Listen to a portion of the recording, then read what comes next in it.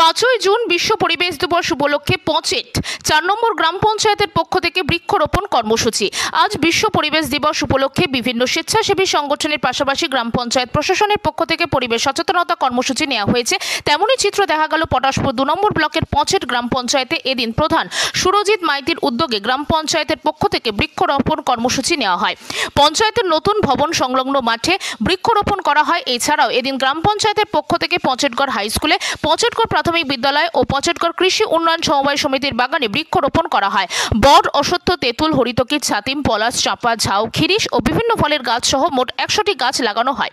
এদিন এই কর্মসূচিতে উপস্থিত ছিলেন পচেট গ্রাম পঞ্চায়েতের প্রধান সুরজিৎ মাইতি, পচেটগড় হাই স্কুলের প্রধান দৈবকী নন্দন রায়, গ্রাম পঞ্চায়েতের এনএস সৌরভ শীট ও পঞ্চায়েতের সমস্ত কর্মীবৃন্দ, প্রাথমিক বিদ্যালয়ের শিক্ষক সন্দীপ শ্যামল, এছাড়াও ভিআরপি কর্মরত কর্মীরা ও মহিলা প্রগতি সংঘের সদস্যরা।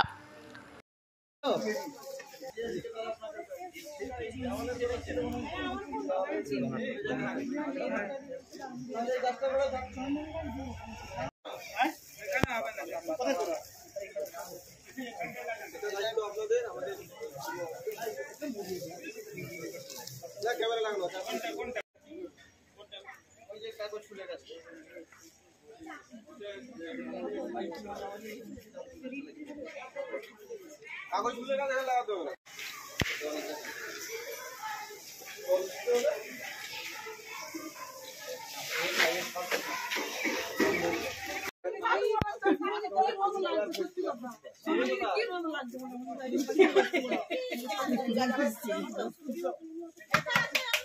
এরা তো বলো ওর আবার আলাদা কি লিখবো না আইতে দেখতে লিখবো না কি করব হ্যাঁ ভাত লাগা বনাই করতে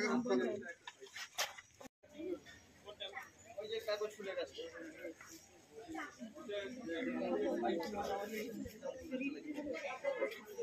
কাগজ ফুলে না দেখা লাগাতে হবে হ্যাঁ এখানে হবে না কোথায় তোরা এটা লাগাইবো আপনাদের এরা তো বলো